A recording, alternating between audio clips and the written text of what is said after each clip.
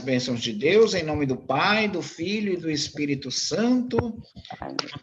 Amém. Vinde, Espírito Santo, enchei os corações dos vossos fiéis e acendei neles o fogo de vosso amor.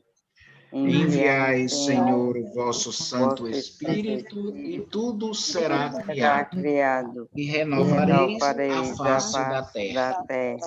Oremos, ó Deus, que instruístes os corações dos vossos fiéis com a luz do Espírito Santo, fazei que apreciemos retamente todas as coisas, segundo o mesmo Espírito, e que gozemos sempre de sua consolação, por Cristo nosso Senhor. Amém. Amém. Pela intercessão da bem-aventurada Virgem Maria, nós pedimos que ela esteja conosco. Ó Maria concebida sem pecado, Rogai por nós que recorremos a vós. ó Maria concebida sem pecado, Rogai por nós que recorremos a vós. ó Maria concebida sem pecado, Rogai por nós que recorremos a vós. sede da sabedoria, rogai por nós, em nome do Pai, do Filho e do Espírito Santo. Amém. Nós queremos hoje fazer um trabalho com vocês de como entender a paixão de Nosso Senhor no Evangelho de Mateus, para que a gente tenha uma compreensão acerca de algumas coisinhas que nos são próprias de serem trabalhadas. Então, a gente vai poder estar dando uma olhada nisso. Desculpe, mas como eu estou em Fortaleza, então o cabelo fica assim meio desatualizado, né? E o padre é bonitinho ajeitado, né? Porque padre desajeitado e fedorento ninguém merece. É um negócio terrível, entendeu? Então, mais do que nunca, nós queremos assim abrir assim o coração e para que a gente possa entender justamente a paixão de Cristo, a paixão de Nosso Senhor, segundo Mateus. Por que Mateus? Porque de uma forma assim muito especial, como a gente está sempre falando sobre o judaísmo, Mateus é aquele evangelista que tenta fazer o convencimento de todos os demais judeus acerca do rapaz vindo da Galileia chamado Jesus, dele ser o Cristo, dele ser o Messias esperado pelo povo de Israel, como um cumprimento das promessas, inclusive feitas à casa de Davi, segundo a antiga tradição messiânica existente para o povo de Israel. E aí a gente vai poder estar dando uma olhada nisso e poder fazer assim a nossa compreensão acerca disso tudo, né? Estamos em pleno período eleitoral, sei que muitos de vocês, praticamente terminando essa live, vão pegar as bandeiras e vão para o meio da rua, e assim a gente vai tentando fazer as coisas acontecerem, né? Já tem, por exemplo, um casal amigo, já deve estar no meio da rua com as suas bandeiras, né? Então, assim, Deus vai ajeitando a gente para esse período eleitoral bem intenso. Eu vou compartilhar com vocês preze que eu fiz para que a gente possa se dar a chance de estar vendo essa realidade. Vocês estão vendo? Estamos. Pronto, tá certo. Pronto, a paixão de Jesus segundo Mateus.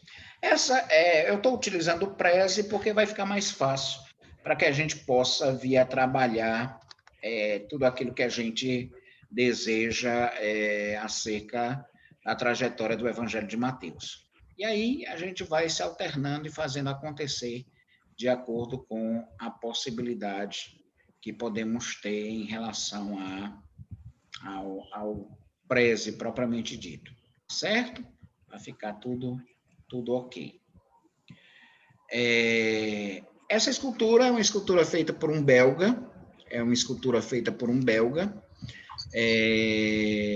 um monge belga, que trabalhou justamente a fisionomia de Jesus na cruz, assim ele via. e de uma expressividade tamanha no rosto que essa escultura, inclusive, ficou muito famosa. Então, automaticamente, a gente vê que a expressividade é como se o rosto normalmente estivesse vivo, né? Normalmente, pessoas que têm esse tipo de sensibilidade, assim o fazem justamente porque tem um nível de espiritualidade, graças a Deus, muito, muito grande. Então, assim, a gente pode estar vendo aí o rosto que ele fez de Jesus. Vamos estar dando uma olhada, que normalmente, como a gente pode ver, a famosa palavra de Jesus na cruz, que inclusive nós já tínhamos trabalhado sobre ela. Eli, Eli, lama azakthani, né? Azakthani. Senhor, Senhor, no caso, meu Deus, por que me abandonaste? A gente até já teve a chance de ver. Essa já não é uma figura tão mais artística como a outra, mas é a famosa expressão do ator chamado Caviezel, na Paixão de Cristo, daquele famoso diretor e ator chamado Mel Gibson, né? Que todo mundo pode já ter visto, não é? Tal a crueldade assim expressa. Então, a gente vê que são duas bem distintas, né? Essa e a outra, não é? A gente vê que são duas bem distintas. Eli, Eli, lama azakthani, que quer dizer, meu Deus, por que me desamparastes? Por que me abandonastes? E aí a gente segue. É isso que nós vamos trabalhar, essa paixão do Senhor, segundo Mateus, para a gente ter diante dos olhos essa perspectiva maior acerca de como Jesus era apresentado e o porquê da sua paixão ser apresentada para o povo judeu, para que nós tenhamos uma compreensão melhor da relação cristianismo-judaísmo, a gente que já está há algum tempo trabalhando sobre isso. Bem, a paixão de Jesus, deixa eu tirar isso aqui daqui, vocês não estão vendo tudo não, né? Então, a paixão de Jesus em Mateus, ela tem uma relevância fundamental para entender o pensamento judaico, no caso, do primeiro século, acerca dos embates religiosos e civis que pudessem desembocar na pena capital para acusados desses crimes. É importante a gente poder perceber que o povo de Israel era um povo cativo, era um povo que tinha a sua liberdade totalmente cerceada, tirada. Então, o povo de Israel, ele não era um povo que nós poderíamos dizer tinha a liberdade de poder fazer o que quisesse com seus prisioneiros, já que era um povo aprisionado, já que era um povo cativo por um povo estrangeiro, no caso os romanos, eles não poderiam fazer o que quisessem com Jesus. Por quê? Porque mesmo Jesus estando mesmo Jesus sendo pertencente ao povo judeu, o povo de Israel, ele, por ser já um povo dominado pelo povo romano, ficava sob a tutela desse para poder impor penas mais duras e até mesmo a pena capital, a pena de morte. Não é? Então, isso era impossível para o povo judeu na época em que o Império Romano tomou conta. Isso, é claro, não na época só do Império Romano, mas durante toda a situação que nós podemos ter de domínio de nações estrangeiras acerca de Israel. Então, é importante que a gente também se dê conta dessa realidade. É interessante que a gente possa ver, só abrindo um parênteses, não se preocupem, que esse preze eu vou estar passando para vocês imediatamente no nosso grupo, logo depois da gente apresentar aqui. Então, não precisará alguém querer ficar, talvez, copiando e tudo mais, vai ficar com vocês, tá ok? E como ele está de domínio público, porque normalmente o Prezi, assim como outros aplicativos, ele também é pago. Porém, se você puder, o quiser deixar de maneira pública, você pode justamente utilizá-lo gratuitamente. É como eu faço e não tem nenhum tipo de problema, eu estou passando para vocês imediatamente no grupo, depois poderão ver. Vamos dar continuidade para a gente pensar mais alguma coisa. Depois da introdução propriamente dita, né, depois da introdução propriamente dita, a gente vai ver, depois da introdução, que é um sumário à paixão e à crucificação de Jesus, nós seguimos o relato do seu primeiro evento temático, que é Betânia. É interessante esse relato de Mateus 26, do 6 ao 16, porque ele nos apresenta um relato muito dramático da unção de Jesus em Betânia. Eu queria que alguém pudesse tomar, né? A Yamara pode fazer isso, pode tomar aí a Bíblia e ler para nós? É possível? Mateus 26, do 6 ao 16. Pronto. 26. Mateus, isso, Mateus 26, Mateus 26. Achei. 26. Do 6 ao 16. Do 6 ao 16.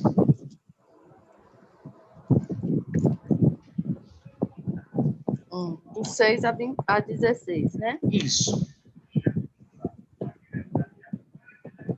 É o primeiro grande evento temático dentro daquilo que nós poderíamos chamar a paixão de Jesus no Evangelho de Mateus.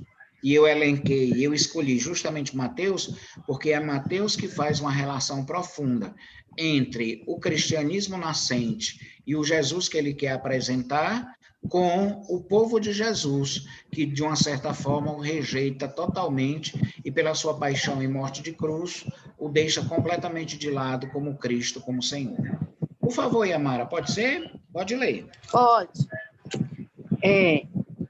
Encontra-se Jesus em Betânia, na casa de Simão, o leproso.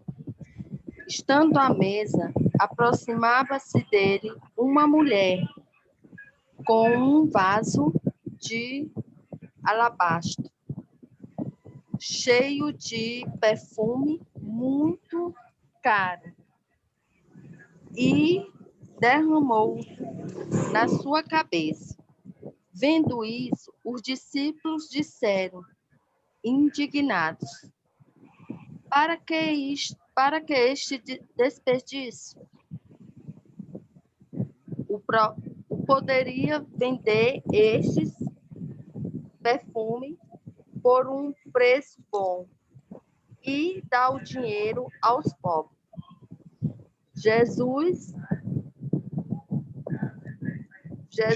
ouviu e disse-lhe, por que molestais esta mulher? É uma ação boa o que ela me fez. Pobres, vós tereis sempre convosco. A mim, porém, nem sempre me tereis. Derramando este perfume em meu corpo, ela fez em vista da minha sepultura. Em verdade, eu vos digo, em toda parte onde for pregado este evangelho pelo mundo inteiro, será contado em sua memória o que ele fez. Então, um dos 12, chamado Judas Iscariote, foi ter com o príncipe dos sacerdotes e perguntou-lhes, o que quereis dar-me e eu vos entregarei.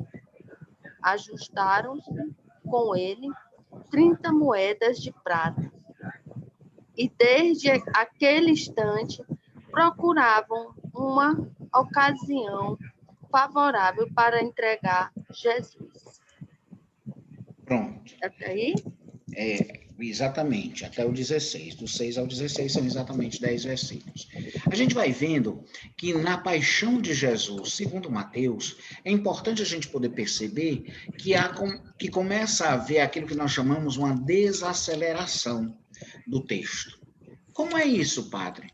A gente vai vendo que ao longo do Evangelho de Mateus, nós vamos tendo certas passagens, mas não com uma riqueza de detalhes, como o que nós vamos encontrar no capítulo 26 e 27 de Mateus, onde nos narra justamente essa paixão do Senhor, essa paixão de Cristo. E isso não é à toa, Mateus faz isso propositalmente. Ele faz isso propositalmente. Por quê? Porque ele faz com que a gente comece a prestar atenção nos detalhes, como nós estávamos vendo justamente aqui no Evangelho sendo lido pela Yamara. A gente vai ver que esses detalhes, eles vão aparecendo de forma gradativa. Por exemplo, o caso em que ele, que está na casa de Simão, o leproso, e assim o é chamado porque, na verdade, o leproso o deixou de ser. Porque caso Simão ainda estivesse leproso, o próprio Jesus não poderia estar lá. Então, chamar Simão leproso significa aquele que fora curado, aquele que fora tocado por Deus e por isso ficou bom da lepra. Então, na casa dele, justamente Jesus estava. E o interessante é a gente poder ver que esse conflito que se inicia, ele vai desacelerando para mostrar com mais especificidade aquilo que nós chamamos o desenrolar da trama. Mateus quer que, a partir de agora, nós prestemos mais atenção aos detalhes. Primeiro, porque Jesus estava nas cercanias próprias de Jerusalém. Betânia é praticamente região metropolitana de Jerusalém, como se fosse Caucaia e Fortaleza, né? Como se fosse Maracanaú e Fortaleza, se bem que até bem mais próximo. E aí, dentro dessa relação, diz que ele estava na casa de Simão, chamado o leproso. E uma mulher aproximou-se dele com um frasco de alabastro, cheio de perfume caríssimo, e derramou na cabeça de Jesus que estava à mesa. Ora, você ter perfume para derramar em um corpo já é uma indicação própria que Mateus fazia de que aquele sobre o qual se está derramando perfume no corpo, ele vai ser sepultado, ele vai morrer. Em última instância, já é um sinal claro de que a morte de Jesus estaria iminente. Não é à toa que é falado deste perfume caro, e não é à toa que é falado no alabastro, que eram recipientes usados para se colocar esse tipo de perfume, quando mulheres ou outras pessoas da família poderiam levar esses perfumes para ungir o corpo daqueles que morreram. Então, existem ritos próprios para o sepultamento do judeu. E um deles é justamente, primeiramente, fazer uma lavagem do corpo total. Você deve lavar todo o corpo. Lavar todo o corpo.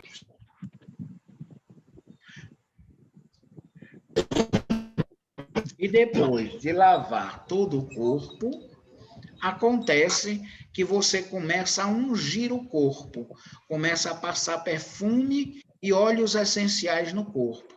Algumas pessoas dizem que isso o povo judeu herdou de quem? Do povo egípcio. O povo egípcio talvez tenha dado a herança propriamente de alguns tipos de funerais, de como os corpos deveriam ser cuidados. Se bem que dentro da própria tradição judaica, dentro da própria tradição do povo de Israel, isso acontecia com facilidade. Por quê? Porque eles costumavam, já segundo a lei, ter relatos e se indicava pormenorizadamente como um corpo deveria ser tratado antes de ser sepultado. Ora, Mateus já começa dizendo que uma mulher pegou um frasco de alabastro com um perfume caríssimo, devia ser Chanel número 5, e derramou em cima de Jesus, né? Derramou em cima de Jesus. Normalmente, eram muito associados a certos óleos essenciais que têm, assim, um perfume muito forte, como a mirra, como o nardo. Eu lembro que certa vez eu levei para vocês nardo e mirra, para vocês poderem ver, não sei se lembram, né?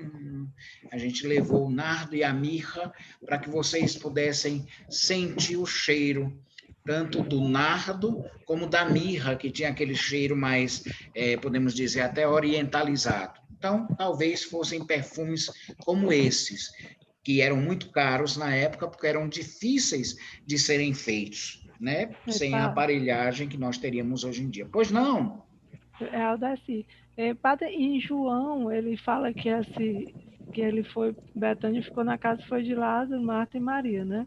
Uhum. Que foi Maria que ungiu o povo, né? Foi dele? Normalmente existe uma certa situação, porque embora se diga que possa ter sido Maria, a essa Maria é dito, e se fazendo uma análise dessas Marias, se diz que dela saíram 7 demônios, né? Se diz que desta Maria saíram 7 demônios. Então, aí há estudiosos que às vezes não querem fazer a coincidência com Maria, irmã de Lázaro, né? Não queriam fazer a coincidência, embora às vezes nos deixe transparecer uma semelhança entre a Maria, irmã de Lázaro, e esta Maria da qual tenha saído os 7 demônios. Por isso que algumas pessoas dizem que esta Maria poderia ter tido uma vida de pecado, ou uma vida distante de Deus, antes de seguir mais de perto o Cristo, né? Se bem que no Evangelho de Mateus, esse relato indica essa proximidade com Simão, chamado leproso, não é? Chamado leproso.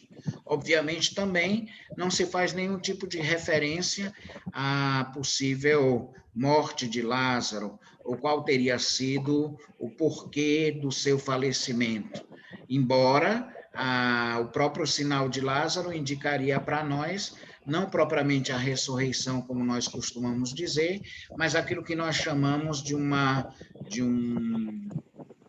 reanimação, Mas, como a gente está vendo a questão de Mateus e como a questão de João trabalha praticamente no final do 1º século, a gente ainda tem aí de Jesus em Mateus para o Jesus de João uma distância mais ou menos de uns 20 a 25 anos por baixo, né? Mateus escreveu bem antes do autor do Evangelho de João, né? Então, bem antes do autor do Evangelho de João, ali pelos anos 75, alguns colocam até mais antes, um pouquinho depois de Marcos, uns 10 anos depois de Marcos, por volta do ano 70, 75, como eu estou dizendo para vocês. Alguns até colocam já em meados dos anos 80 mesmo, né? Então, a gente vai ter essa dificuldade. Mas a gente vai ver que isso existe, né? Essa possibilidade. Aproximou-se dele, derramou o perfume na cabeça e os discípulos se irritaram, dizendo: para que esse desperdício? Segundo o relato do outro evangelho, nos é dito que foi Judas Iscariotes que se importou com esse tipo de situação.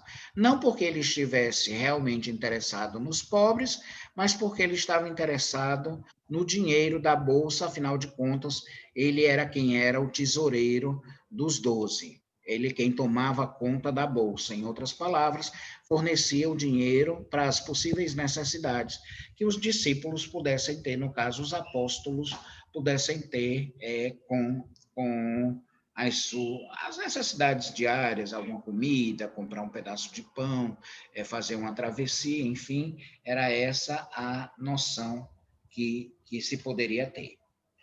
É interessante a gente poder perceber que este evento, este relato, ele se dá no meio das pessoas, ele está emaranhado nas pessoas, porque a gente até vê aqui o texto bíblico, a gente vai ver que tudo aqui que é colocado acontece no cotidiano mesmo das pessoas, ao derredor das pessoas, o que vem a colaborar ainda mais para esse efeito de verdade que Mateus quer dizer.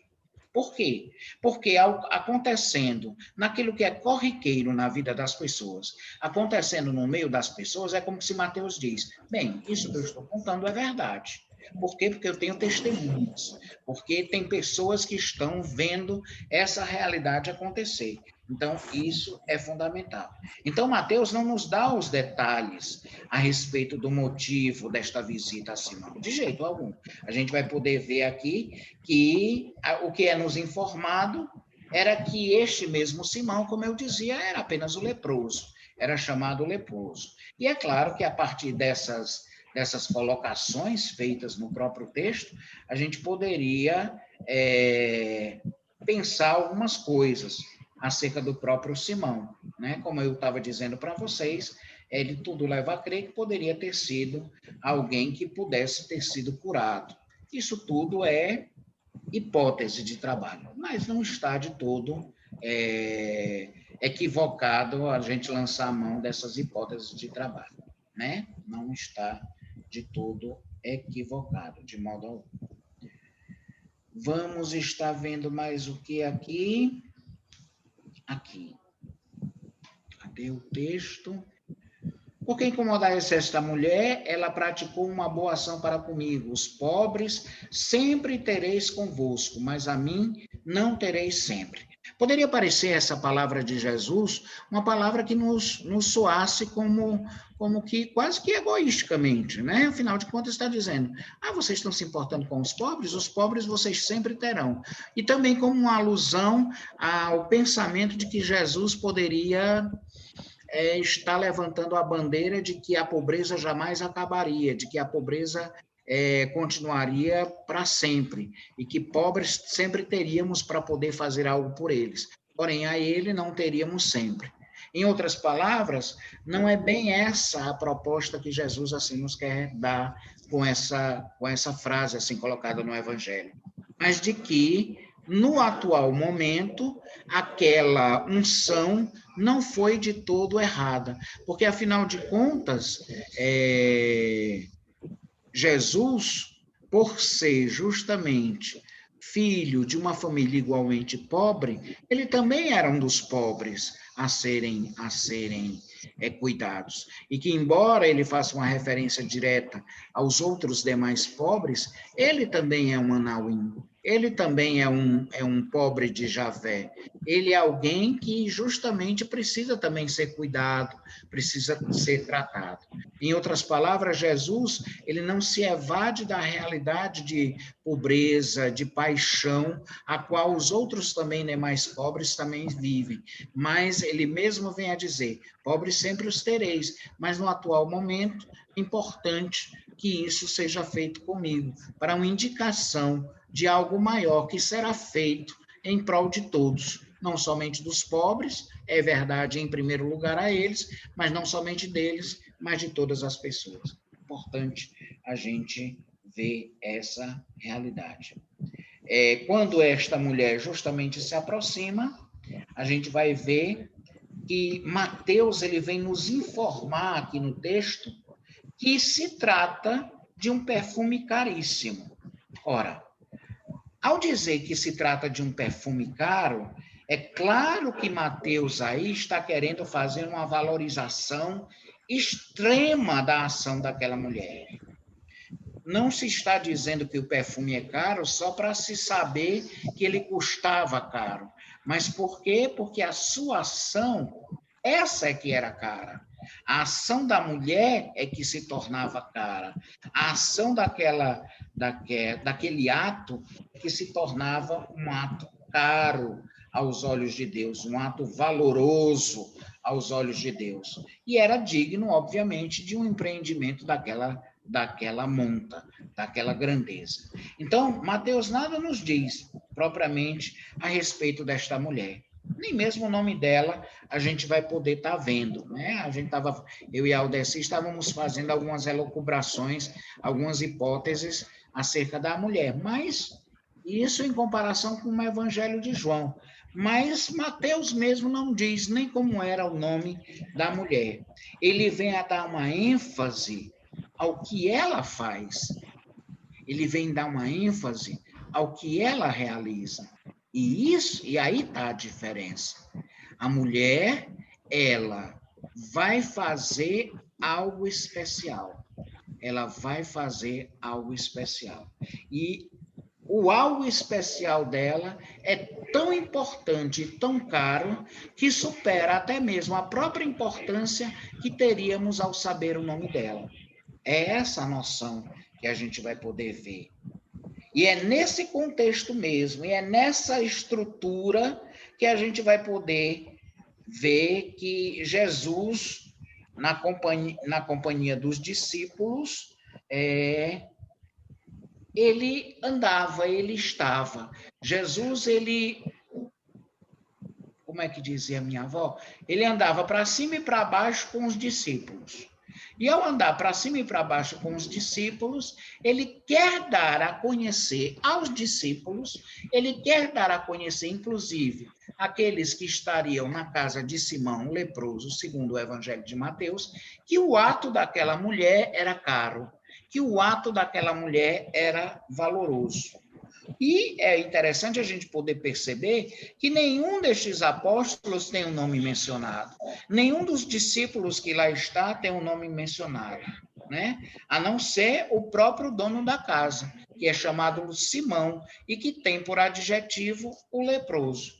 Eles não são mencionados. Com isso, surge um grande questionamento em relação ao texto. Quando a gente pega aqui o texto, a gente vai poder ver uma determinada pergunta que vem a surgir para nós. Dentro daquele círculo, dentro daquele conjunto de pessoas que estão ao redor de Jesus, os discípulos se contrapõem àquele ato da mulher. Não é dito o nome de nenhum deles, mas é dito que eles se colocam contrários. É dito que eles não aprovam o ato da mulher. Eles não aprovam o ato da mulher. É interessante. E isso, obviamente, a gente vai ver no texto que vai provocar uma reação em Nosso Senhor. Nosso Senhor vai ter uma reação em relação a isso. Quando a gente toma aqui o texto, vem a dizer justamente disso. Tudo isso acontece no próprio círculo de amizades de Jesus, tudo isso acontece na casa de Simão o leproso, é um ato extremamente valoroso e caro, mas que não é valorizado pelos discípulos. Os discípulos não valorizam aquele ato. Os discípulos não dão o valor que aquele ato realmente tem. Aí, isso vem a provocar uma reação de Jesus. Aquela atitude dos discípulos. Jesus se contrapõe àquela atitude dos discípulos. E a gente vai ver que até indiretamente, aquele que está narrando a história, o evangelista que está escrevendo a história, ele vai demonstrar que os discípulos se colocam até em oposição até o próprio Jesus. É isso que é narrado. Os discípulos se colocam em oposição a Jesus. Eles se colocam do contra Jesus. E é aí onde a gente vai ver a grande polêmica que surge nesse evento, a grande discussão que se levanta nesse exemplo. Qual é a grande discussão? A mulher sai de cena para dar agora lugar ao embate entre os discípulos e Jesus. O que é que a mulher faz? Um ato bonito, grande, bom e valoroso. Pega o perfume, vai até lá e derrama na cabeça de Jesus. Não é assim? E aí unge Jesus todo. E o perfume deve ter se espalhado por toda a casa, porque sendo exatamente tão caro assim, automaticamente era muito bom. Ora, a gente vai poder ver outras realidades aqui. Que a mulher, dentro desse contexto, ela desaparece da cena. Agora, Jesus é que vai se contrapor aos discípulos em relação àquilo que os discípulos falaram da mulher. É interessante isso. Mateus muda o foco. O foco estava na mulher que derramou o perfume sobre Jesus. Mas agora o foco sai da mulher. E vai para onde? Vai para os discípulos, que se colocam contra Jesus. Porque ao serem contrários ao derramamento do perfume sobre Jesus, e sabendo o que isso poderia significar, era quase como se dissesse, a igreja primitiva de Mateus também não dá um aval para aquela morte antecipada de Jesus, ou então para aquela paixão sofrida pelo seu Senhor. Em outras palavras, segue um pouco aquela mesma trajetória que nós víamos no capítulo 16, quando é falado que Jesus vai morrer e ao terceiro dia ressuscitar.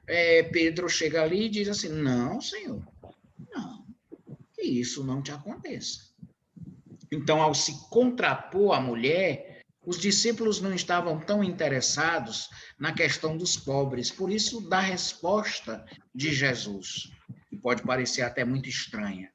Eles estão interessados em que Jesus não seja ungido, em que Jesus não venha a ter uma morte iminente. Era de que Jesus pudesse continuar com eles, vivo, falando, enfim, era essa a perspectiva maior que a gente vai ver dentro do Evangelho de Mateus. Mateus, ele vem a apresentar de uma maneira clara esse motivo dos discípulos terem ficado indignados. Que é o quê? Aquela réplica de Jesus. Jesus, ele se contrapõe aos seus discípulos. Jesus se coloca do contra aos seus discípulos. E, mais uma vez, ele neutraliza. E, mais uma vez, ele coloca de forma neutra a fala dos discípulos. Não adianta vocês, como dizia as mães e os pais da gente, não adianta vocês espernear, não. Vai ser desse jeito e pronto. É isso. Não é assim que, às vezes, o pai e a mãe da gente dizia? Não adianta espernear. Não adianta fazer um furdunço, como a gente diz no Nordeste. Não adianta fazer furdunço. Vai acontecer e acabou-se. Vai acontecer e acabou-se. Do jeito que eu estou dizendo. E aí, qual era o jeito que ele estava dizendo? No caso, Mateus estava mostrando, ele iria realmente ter essa morte iminente. Então, as palavras de Jesus marcam, por assim dizer, o final daquele conflito, o final daquela discussão. E justamente essa discussão surgiu a partir de quê? Surgiu a partir daquela mulher que, de uma forma bem prática, bem própria, fez o quê? Fez a moldura da crucifixão e da morte de Jesus. Aí a gente vai ter, nesse relato, a moldura. Ele realmente vai morrer, iminentemente.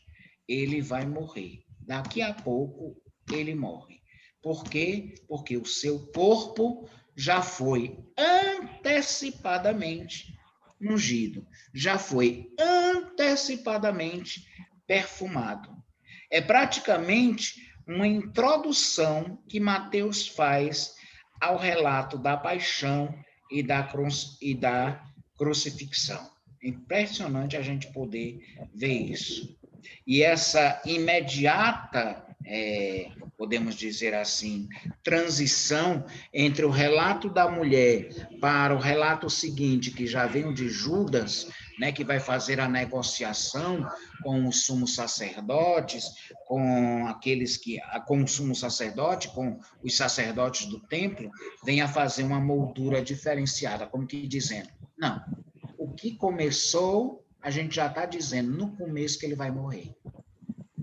No começo, a gente já sabe, por esse relato, que Jesus vai ter a sua morte.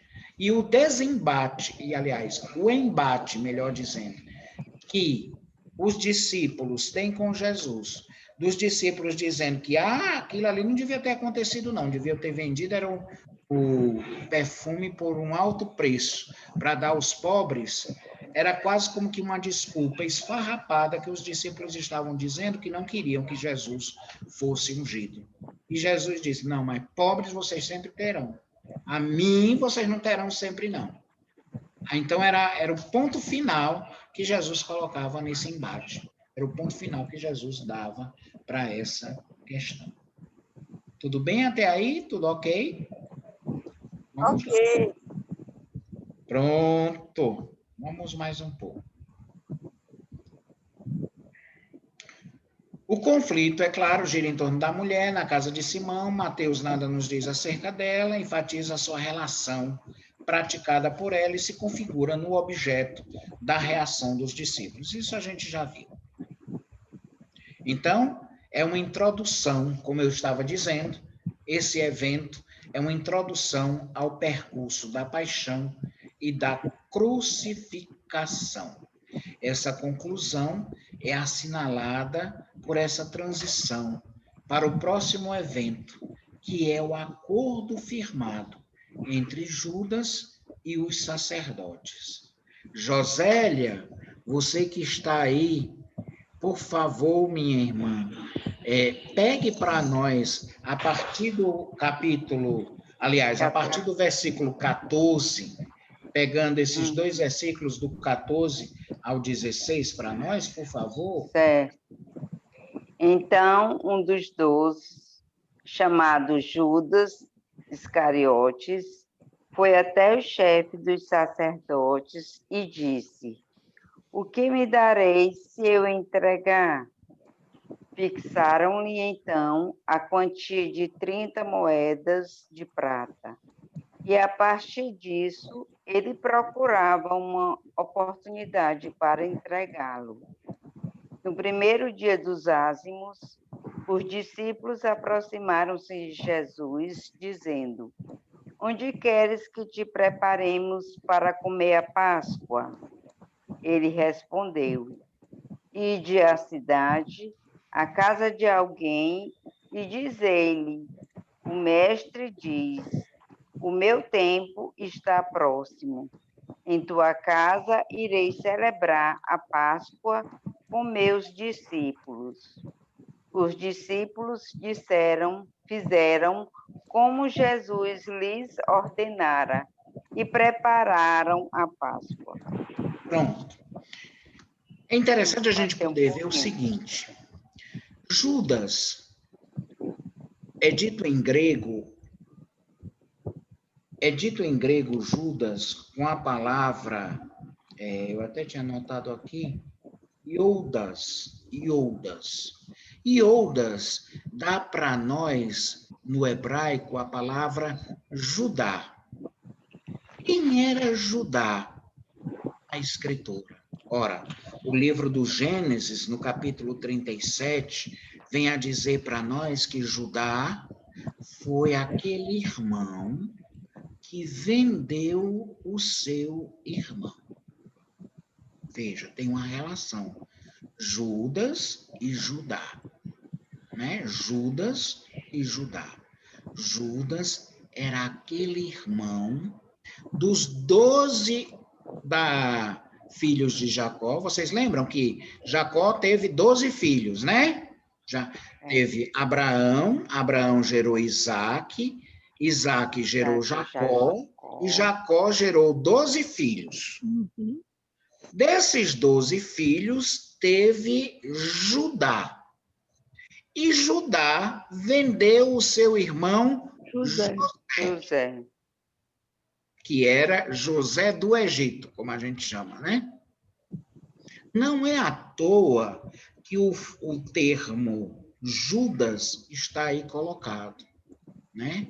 E é interessante a gente poder ver que havia a possibilidade de Judas não ter entrado nessa, como dizem os mais jovens, não ter entrado por esse caminho de traição, porque dentre os 12, os relatos dos 12, do nome dos 12, diz que existia um outro Judas, que era irmão de Simão, que inclusive celebramos há pouco tempo atrás, agora em outubro, que era São Simão e São Judas Tadeu. Vocês lembram, né? Lembro. Então, para a gente poder ver que até mesmo no relato do nome dos 12, aparecia um outro que teve a opção de que, pelo contrário, ao invés de trair, foi fiel até o final. Então, era uma forma dos evangelhos quase como que poder dizer para nós que a questão da traição é sempre uma questão de cunho pessoal e de escolha. Está dando para entender? Eu acho que sim. Está dando para entender. Era uma questão pessoal e de escolha. Então, esse Judas, que é o Iscariotes, como foi lido pela nossa irmã Josélia, indicava para nós o quê? Indicava para nós esse Judas como sendo o Traidor. semelhante ao Judá. de Jacó, que era Judá, que tinha também vendido o seu irmão. Tinha vendido o seu irmão. E diga-se de passagem, por uma quantia semelhante. Até isso, a Escritura faz referência, sempre fazendo uma ligação direta com o relato. Então, a gente vê isso no livro do Gênesis. Aonde, padre? No livro do Gênesis? No livro do Gênesis a gente vê isso. Onde, propriamente dito? No capítulo 37 do livro do Gênesis. No 26 ao 28. Judá fora, de verdade, um dos 12 filhos de Jacó que vendeu o seu irmão José. É claro, ele é quem faz essa venda. Para livrá-lo da morte arquitetada pelos seus outros irmãos. Os irmãos queriam matar José e Judá, para salvá-lo da morte dos seus irmãos, resolveu vendê-lo. É aí onde se levanta a grande pergunta. Será? É claro que é uma pergunta hipotética. Que Judas não vendeu Jesus com o intuito de fazer que Jesus se revelasse como Cristo para todos, e assim, ao invés de sofrer paixão, ele salvaria a si próprio, no caso, ele não morreria, e ainda salvaria a todos os outros seus irmãos. Está dando para entender? Tá, Eu não sei se está sendo. Porque aquele Judá vendeu o seu irmão José para que ele não fosse morto pelos irmãos, porque eles queriam matar o irmão e jogar no fosso. Né? Aí ele sugeriu vender, né? Ao invés de matar, né? José não dava nem para correr, porque gordo não corre muito, né? Então a gente já da primeira pedrada eu já caía. Aí eles já viam a grande dificuldade ia ser me jogar no fosso, porque aí eles iam ter uma dificuldadezinha de me jogar no fosso. Primeiro que eu não sei, eu ia ficar entalado no fosso. Mas deixa para lá, não vou entrar nesses porém não, né? E aí, o caso de Judas, a grande pergunta era, na verdade, será que Judas, em última instância, desejava fazer a traição? É claro, eu não estou aqui para fazer a defesa de Judas, não é essa a minha proposta. Porém, é uma hipótese, né? Uma hipótese de trabalho. E é claro que, como não deu certo, por que não deu certo, é que ele foi completamente rechaçado, colocado de lado e visto como aquele que não deveria nem ter nascido, por ter traído o filho do homem, né? Era melhor que nem tivesse nascido, assim diz a Escritura acerca dele. Porém, é uma hipótese que se constrói, porque no momento em que Judas entrega Jesus, se ele realmente cresce que ele era o Messias, ele saberia que isso seria a deixa para que o Messias se revelasse para as demais pessoas, para que o Messias se revelasse para ao povo de Israel. E aí ele teria a chance de ver o reino do Messias sendo instaurado pelo próprio Senhor. Eu não sei. Está dando para compreender, não está, Tá, gente? sim, tá. Então, essa é a proposta que a gente se dá dentro dessa noção clara que a gente tem, não é? Dentro dessa noção clara que a gente tem. É interessante a gente poder perceber que o acordo que Judas firmou com os aqueles principais sacerdotes, aquele acordo que o próprio Judas fez com aqueles grandes da religião do seu povo, é interessante a gente poder ver que nos coloca diretamente ligado ao livro do Gênesis. Não é uma coisa em separado, não. É impressionante. O livro do Gênesis passa a ser quase como que uma chave interpretativa da questão de Judas. Está dando para entender, né, gente? Uhum. Uma questão na questão de Judas. É impressionante a gente poder ver isso. E a gente vai ver que tudo isso, na trama lá do Gênesis, envolvia José e envolvia os seus irmãos. José foi aquele que foi entregue, que foi vendido, e os irmãos aqueles que acharam ter morto José. Mas José morreu? Não. José foi tirado do poço, foi vendido por Judá e foi com os madianitas para o Egito. Não é? Foi para o Egito, segundo o relato do Gênesis. E ali ele se desenvolveu e depois passou a ser a salvação dos seus irmãos do período de fome e de catástrofe que o povo estava sofrendo. Foi ou não foi assim? Foi. É essa a trajetória que a gente vai ter.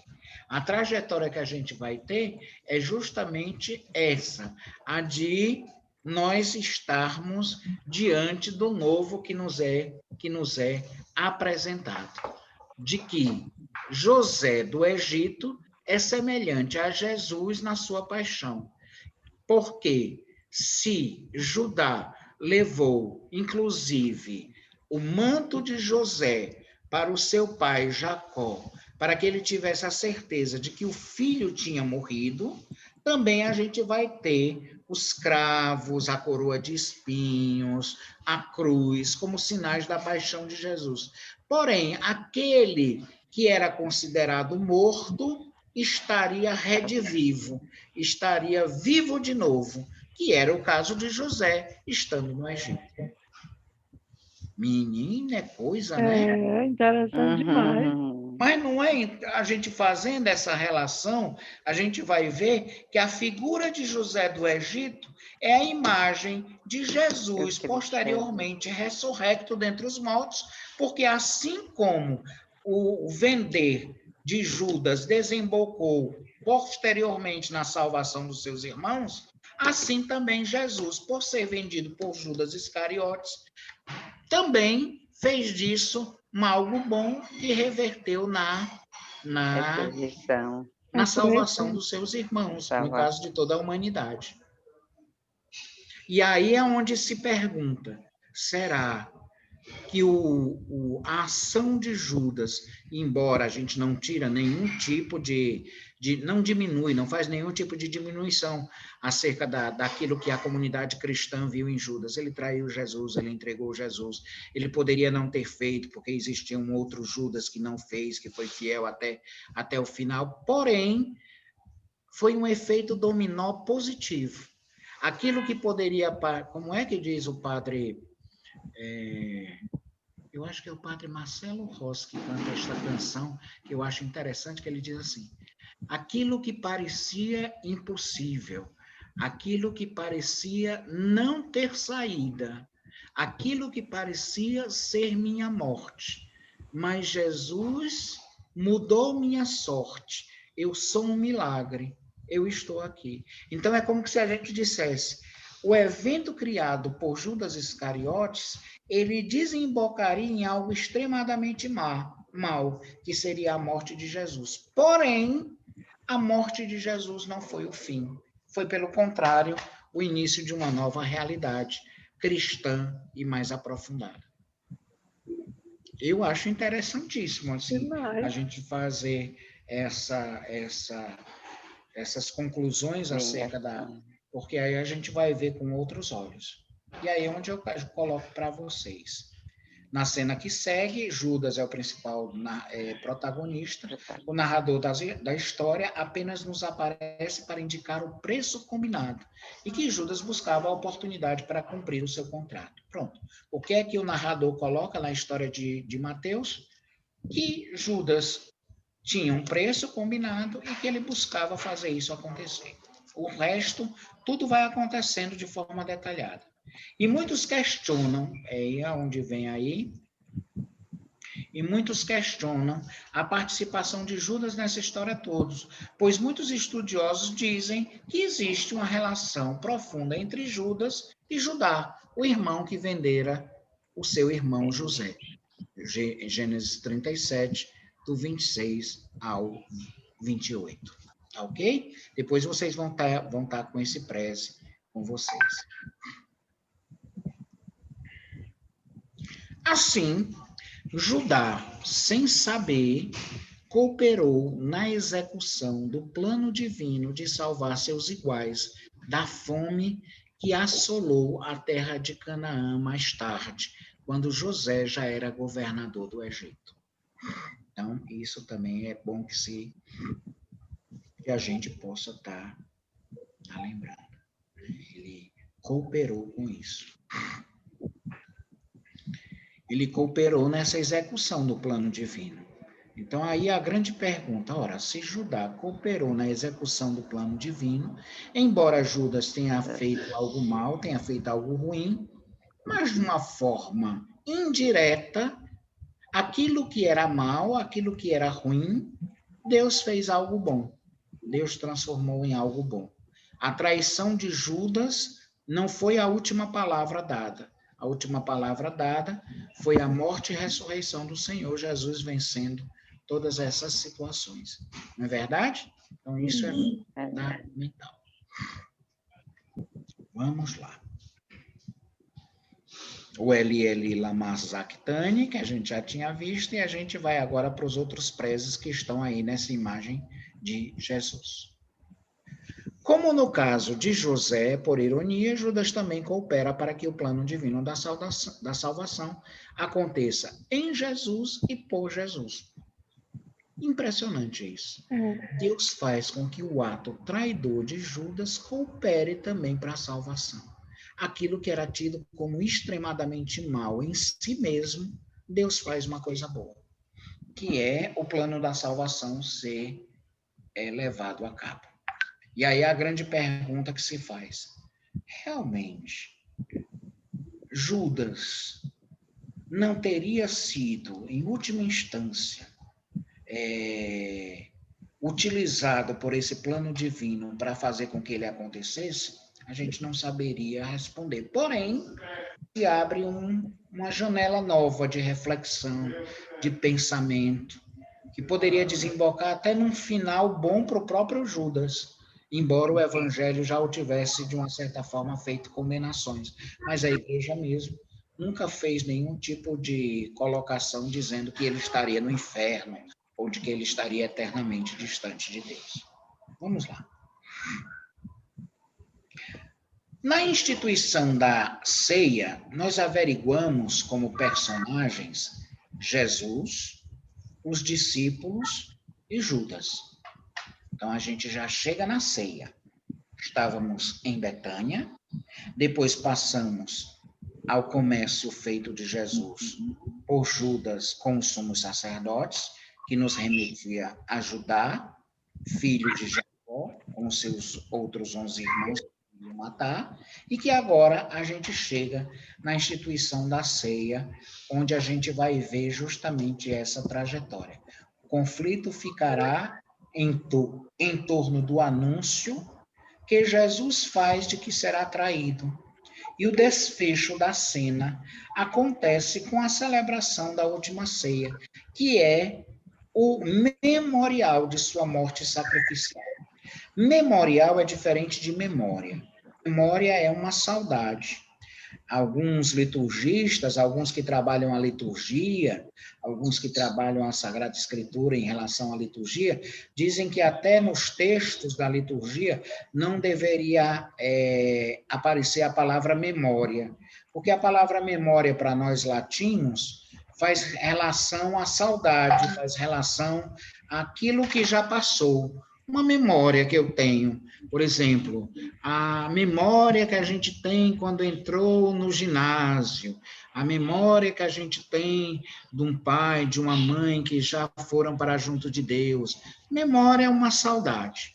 Agora, um memorial já é uma outra especificação. Qual? É uma especificação de atualização. É uma especificação de que aquilo acontece novamente quando eu vivo novamente. É aquilo que a gente chama recordar é viver. É viver. É viver. Porque, quer queira, quer não sei vocês, mas toda a vida que eu pego uma foto da mamãe e tudo mais, olho, lembro dela, é claro, vem lágrima aos olhos da gente, é óbvio. Por quê? Porque você vive o que aquela imagem lhe transmite. Não é verdade? Então, isso é memorial. Isso é memorial. É o lembrar de como era, mas atualizar. O viver novamente. O trazer para cá. É como alguém, um pai, uma mãe que vai olhar a foto de um filho, de uma filha quando era pequeno ou pequena, ele vai lembrar de tudo aquilo como era o filho ou a filha. E isso vai lhe trazer memórias boas. E ao invés de poder, como é que a gente pode dizer? E ao invés de nos poder fazer chorar, poderá nos fazer sorrir, poderá nos fazer rir, porque a gente vai lembrar de certas coisas quando aquela foto foi batida, ou das situações, e isso vai trazer para o outro lado. Então, isso é memorial. Então, essa última ceia é uma atualização antecipada da morte do Senhor, que aconteceria iminentemente depois. Assim como no caso da unção lá em Betânia, na casa de Simão, o leproso, segundo Mateus, aqui também vai ser memorial. Aquilo nos lembrará o sepultamento, e aqui esta ceia nos lembrará de uma forma bem clara a morte e ressurreição, pela qual ele irá passar. Ok? Tudo bem? Vamos lá, vamos continuando. Está sendo entendível? Tá, sim. Por isso a gente vai vendo. Padre, eu queria que você falasse sobre o Judas. É o Judas Tadeu, que eu queria entender o Judas Tadeu com o Judas que traiu Jesus. Pronto. O Judas Tadeu, tudo leva a crer que era um parente próximo de Jesus. Era um parente próximo de Jesus. Tanto ele como o irmão dele, que se chamava Simão. Então, ambos eram parentes próximos de Jesus. Então, este era o Judas Tadeu. O Judas Iscariotes era um outro Judas. É como se a gente tivesse no nosso grupo 2 Josés. José da Josélia e o José enfim, da Rosinha. Vamos supor assim, o irmão da Rosinha e um amigo da Josélia. A gente diria o José da Josélia e o José da Rosinha. Então, eram 2 diferentes. Porém, o Judas que traz Jesus é o Iscariotes. E o Judas Tadeu era aquele que foi próximo de Jesus e que foi fiel a Jesus até o final. Deu para compreender? É exatamente essa relação. O que traz Jesus, o Iscariotes. E o que foi fiel até o final foi Judas Tadeu. O que eu estava falando era exatamente isso. O que eu estava falando é que Judas, o nome Judas, vai lembrar um antigo personagem da Bíblia que se chamava Judá. Esse Judá era um dos 12 irmãos que eram filhos de Jacó e que venderam um dos seus irmãos, que era José. Uns irmãos venderam José do Egito. Já deve ter ouvido falar do José do Egito. O José do Egito foi vendido pelos irmãos. Os irmãos, a princípio, eles queriam era matar o José do Egito. Queriam matar. Mas o Judá disse assim, não vamos matar ele, não, vamos vender. Porque, afinal de contas, ele é sangue do sangue da gente. Se a gente matar, a gente vai ficar com o sangue do nosso irmão nas mãos. Isso não vai ser tão perdoado por nós. Já que se a gente vender, a gente não vai ser responsável pelo sangue dele. E a gente vai dizer para o pai da gente que ele foi pego por alguma fera, por algum leão, por alguma coisa. Ele foi ou caiu numa emboscada. E a gente vai levar a túnica dele banhada em sangue. A gente sabe que o pai da gente vai chorar, vai sofrer, mas logo depois vai passar tudo isso. Então, o Judá lá do Antigo Testamento foi comparado com o Judas do Novo Testamento, o Judas Iscariotes que vendeu Jesus. Porque em ambos os casos foram vendidos, mas um vendeu para não ver o irmão morto, enquanto que o outro vendeu para matar realmente aquele que estava vendendo. Né? Sabia que iria morrer, né? Normalmente isso. Mas tem outras situações que até... Deu para compreender? Deu, Deu, padre. sim. Graças a Deus. Pronto. Então, vamos nós. Olha, meu Deus, qual era? A gente estava aqui na instituição da ceia. Vamos voltar para...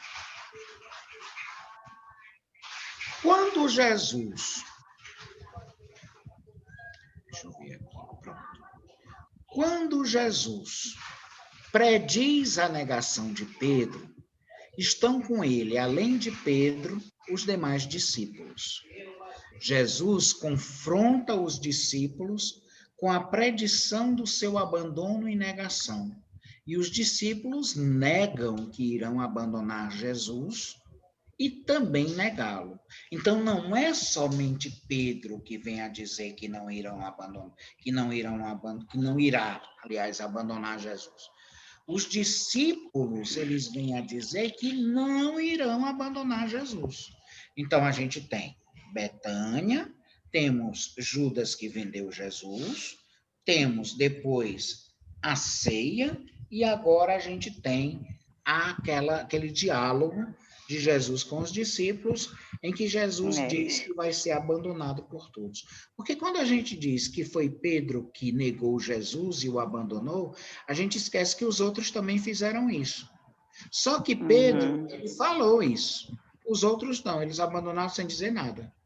Diz que só quem estava junto da cruz de Jesus era o discípulo que Jesus amava, né? Era o discípulo que Jesus amava. Não diz nem o nome, não. Diz o nome, não. Diz que era o discípulo, isso segundo o Evangelho de João, a gente já está dando pulo, né? Já está dando pulo, né? Tinha a Maria, mãe de Jesus, Maria Madalena, o discípulo que Jesus amava. Pronto. E nada mais. E ali é onde acontece o grande abandono de Jesus. O Azakhtani que a gente ouvia, que a gente via nesse instante, né? Ali, Eli, lama Azakhtani, né? Aqui, ó. Cadê, meu Deus? Aqui. Eli, lama Azakhtani. Embora a gente pudesse ler Sabactani, mas não, é Azakhtani. Azakhtani, que quer dizer abandonaste, abandonaste. E aí Jesus seria aquele que nos salvaria do pecado, das questões de pecado, ele se vê abandonado porque nos retira do pecado. Sabe por que Jesus diz para Deus assim, você me abandonou? Ele ali, eu até falei na vez passada, eu não sei se vocês lembram, ou não falei para vocês. Menino, será o Alzheimer, o Daci, pelo amor de Deus. Doidinho. Quando eu penso no Padre Raimundo José, eu digo, minha Nossa Senhora, o meu destino vai ser o mesmo. Então, eu estava dizendo, eu quero dizer para vocês o seguinte. Quando Jesus diz, meu Deus, por que me abandonastes? Ele não estava de verdade, talvez, falando que Deus o teria abandonado, não. Mas ele estava citando o Salmo, que começa com essas palavras. E, Falou. começando o Salmo, que começa com essas palavras, ele vem a dizer exatamente o contrário, de que ele será abraçado, querido, amado por aquele a quem podemos dizer, por aquele que foi abandonado, por aquele que é abandonado, Deus o tem nos braços, cuida dele, faz o melhor acontecer. É essa a questão. Ficou entendido? Mais ou menos. Deu para entender? O cachorro atrapalhou. Ah, tá certo. Só um instante, viu? Deixa eu ver aqui se eu ajudo. Oh, meu Deus, é desse jeito. Um minuto.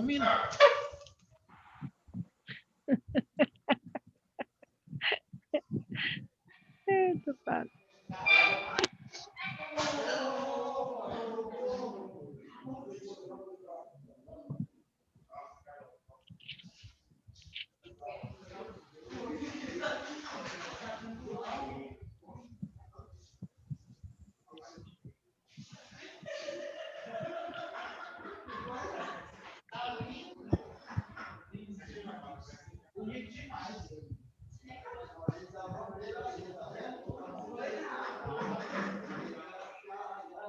Aldeci, eu só penso onde é que está esse cachorro, meu Deus, olhar todo Eu mundo também. desligado. A Beatriz não está aqui, que a bichinha que tem um Oi. cachorro. Ligar o Décio, eu sei que tem cachorro, mas eu tenho certeza que não está lá. Não deixa eles entrarem no quarto. Cachorro é assim mesmo, né? É. Adoro latir. Mas eu disse para ele, ou você se cala ou eu lhe mato. Aí ele resolveu ficar caladinho. Ele entendeu o recado. Eu disse assim, ou você se cala ou eu lhe vendo e lhe jogo num poço. Aí ele... Agora virou. Pronto, perdão pela... Então, deu para entender aí, gente? Deu. Pois é, o cachorro bateu. O cachorro não entende. Eu queria dizer que Jesus, ele estava recitando o Salmo. E como ele estava recitando o Salmo, ele não estava dizendo que Deus o estava abandonando, mas que ele se confiava nas mãos de Deus, e que Deus nunca o iria deixar padecer na mão daqueles que queriam o mal dele. Era isso. Vamos lá.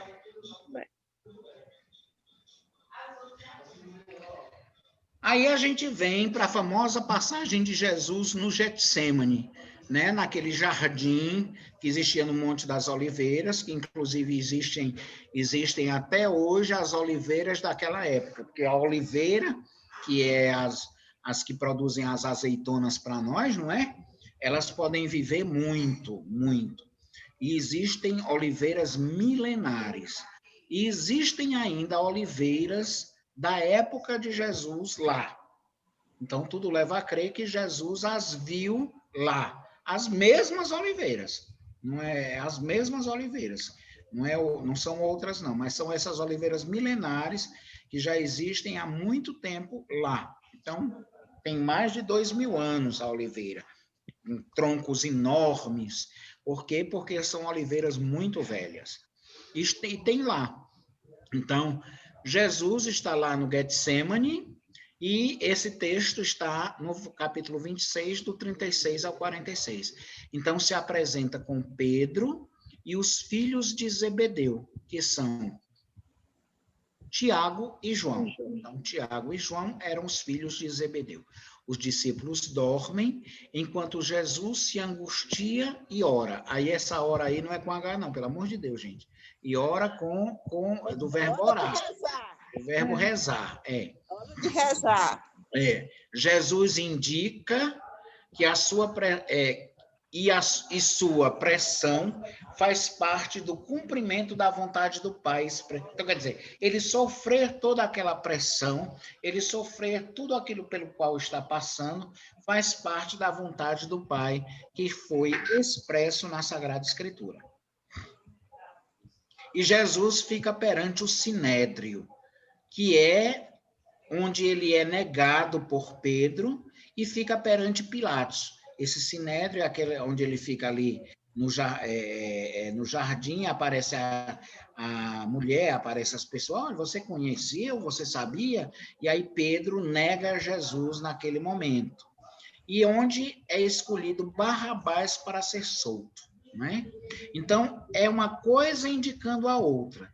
A negação de Pedro é como se fosse a negação da comunidade cristã ao seu Senhor, que faz a opção por um outro Jesus, que no caso é Jesus Barrabás, que tudo leva a crer que Barrabás também tinha por primeiro nome o nome Jesus. Então, era como se dissesse, vocês preferem Jesus, o Nazareno, ou vocês preferem Jesus Barrabás? E aí todos dizem Barrabás, Barrabás, Barrabás, e aí ele foi solto, segundo a tradição que nos é apresentada no Evangelho de Mateus. Tudo bem até aí? Tudo bem. Pronto. Então, a crucificação de Jesus e a sua morte traz presentes os soldados romanos. Simão, criminosos, transeuntes, sacerdotes, estrelas, anciãos e outros espectadores. A gente está vendo aí quem está presente na crucificação de Jesus. Em meio a grande sofrimento, Jesus entrega o Espírito. Jesus rende o Espírito a Deus. Devolve o Espírito para Deus, para que a partir de então, da parte dele e de Deus, venha o seu Espírito sobre nós. Então, uma série de fenômenos vão acompanhar essa morte de Jesus na cruz, que é fazendo com que os guardadores fizessem o reconhecimento da sua identidade divina. Em outras palavras, o chão tremer, o céu ficar escuro do meio-dia até as 3 horas da tarde, trovões, o terremoto que acontece lá na hora, os túmulos se abrirem, todos eram sinais de que aquele que morria não era qualquer pessoa, mas era o Messias esperado, era o Senhor que todos desejavam. E aí isso faz com que, inclusive, aqueles que fazem a guardação do corpo de Jesus pudesse até ver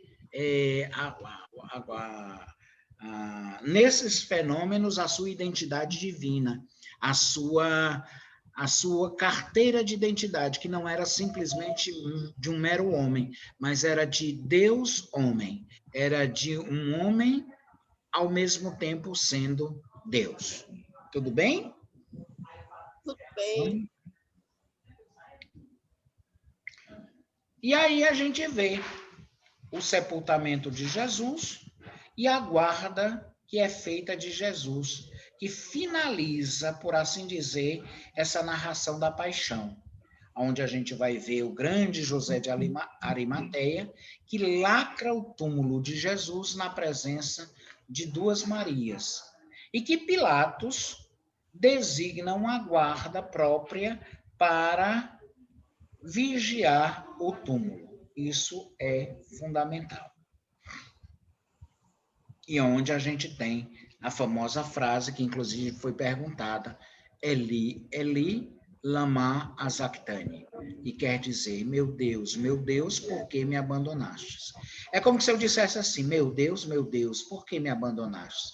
Mas aí eu continuaria, mas Deus não abandona ninguém, mas Deus não cuida da gente, mas Deus nos leva nos braços, Deus não nos deixa faltar nada, Deus não é aquele que abandona. É como se eu estivesse indo rebatendo no Salmo essa frase que é dita, meu Deus, por que me abandonastes? Na verdade, ele não é aquele que abandona, mas é aquele que cuida de nós, é aquele que vai sarando as nossas feridas e nos dando um itinerário novo a seguir. Amém? Amém. Deu para pegar tudinho? Tudinho. Ô povo bom, meu Deus do céu. Esse povo é... Excelente. Muito ótimo. Parabéns, Pai. Parabéns, foi legal demais. Graças a Deus, mais do que montanha-russa. É bom. Muito mais que já Não tem é perigoso. montanha-russa, eu morri de medo. Montanha-russa é perigoso, né, Aldeci? Eu morri de medo. Cheguei atrasada, mas Ô, gente, que alegria. Espero que de verdade vocês... Deixa eu só sair daqui, peraí, que aí eu posso... Pronto. Vou estar já passando esse Preze no nosso grupo. Se você quiser, você pode baixar esse aplicativo. Eu acho que deu para ver toda a dinâmica que esse aplicativo tem, né? Vem para cá, vai para lá, vem para cá, vem para... Porque, de uma certa forma, não se torna assim tão enfadonho, nem tão cansativo, por causa desses malabarismos de técnica que a gente tem. E eu vou passar ele para vocês. É só você, Rosa, não esqueça. Ei, Padre Fabrício, responda a Patrícia no privado, por favor, por gentileza. Eu vou responder a Patrícia no privado, né? Patrícia. Tá lembrado. Tá certo. Não se preocupe, porque eu vou estar passando. Tá ok, gente? Tá ótimo. Ok, Minhas irmãs, meus irmãos, muito obrigada. Derrame tudo de bom na vida de vocês. E na sua também. dia 28 nos encontramos novamente, não é isso? Novamente, exatamente. Novamente. Deus quiser, estaremos juntos. Amém. Um ótimo pleito eleitoral para cada um. Olha aí, amigo. Um ótimo pleito eleitoral para cada um, que Deus abençoe e que a gente consiga fazer com que os nossos políticos promovam aquilo que a Sagrada Escritura sempre quis para a gente, né? A justiça e o direito. Se a gente conseguir a justiça e o direito, segundo a Escritura, a gente vai ter a paz, né? A paz que é fruto da justiça. Deus vai nos ajudar. E não esqueçam de rezar antes de poder votar. Seja para se conduzir até o horário, seja para se conduzir até o local da votação, seja para votar. É sempre bom rezar. Exatamente. Deus ajudar a gente, iluminar né, Padre? Um grande abraço fraterno. Vamos rezar apenas um Pai Nosso, em que eu vou rezar a primeira parte e vocês rezarão a segunda parte. Tá ok? Ok. Pai nosso que estais nos céus, santificado seja o vosso nome, venha a nós o vosso reino, seja feita a vossa vontade, assim na terra como no céu. O pão nosso de cada dia nos dai hoje. Perdoai as nossas ofensas, assim como nós perdoamos a quem nos tem ofendido. E não nos deixeis cair em tentação, mas livrai-nos do mal. Amém. Ave Maria, cheia de graça, o Senhor é convosco, bendita sois vós entre as mulheres e bendito é o fruto do vosso ventre, Jesus. Santa Maria, Mãe de Deus, rogai por nós, pecadores, agora e na hora da nossa morte. Amém. Abençoe-vos o Deus, rico em misericórdia, o Pai, o Filho e o Espírito Santo. Amém. Amém. Tchau, Deus Padre. abençoe. Tchau. Tchau, pessoal. Tchau. Boa eleição.